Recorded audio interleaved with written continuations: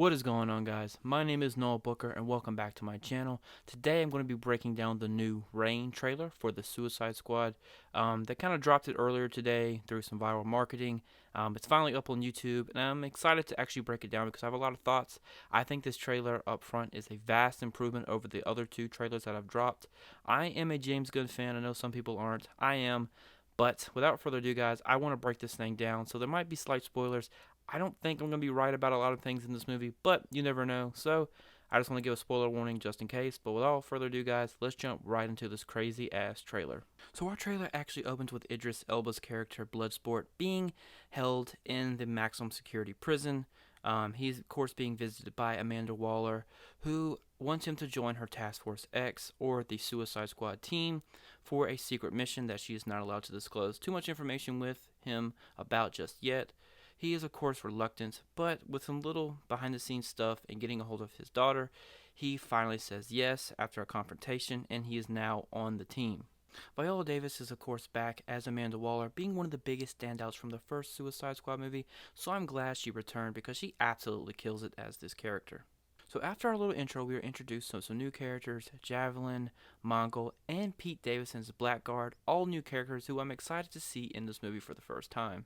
But it would not be a James Gunn movie without Michael Rooker, and he's playing Brian Durlin, who is a kind of one-off character from the comics. I don't know how long he'll be in the movie because of course James Gunn has said most characters in this movie will die, so if I had to guess, Michael Rooker will probably be one of the first ones to go. Moving right along, we get another look at Weasel and a new look at Ratcatcher 2. Guys, I think Ratcatcher 2 is actually going to be a fan favorite character in the movie.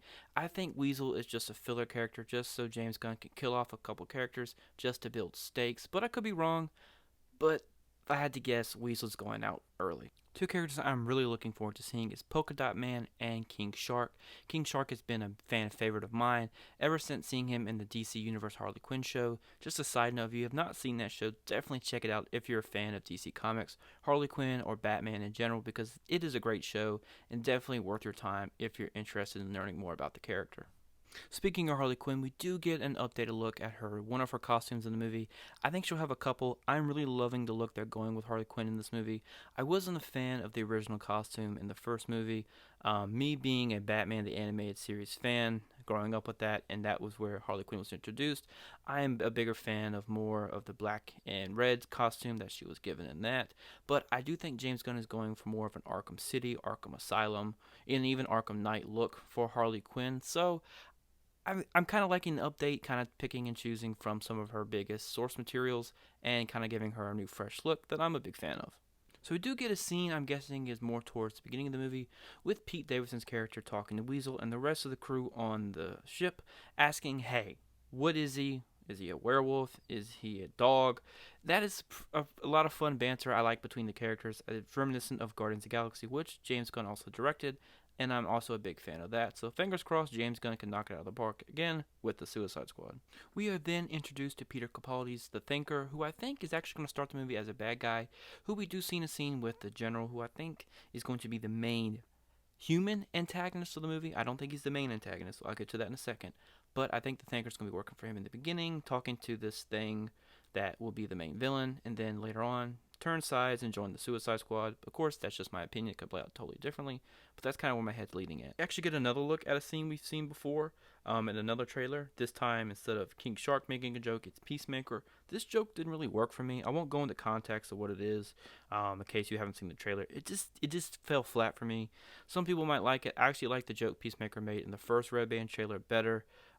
This is just James Gunn's humor. If you don't like it, you might not like this movie. I don't mind James Gunn's humor. I think it works well when it works well, and when it doesn't, it just falls flat. But I could be wrong. It could work better in the context of the movie. But for right now, out of this trailer, I don't like this joke. The next actual big thing I want to talk about is the scene where we do get to see the tentacle throwing King Shark into the building.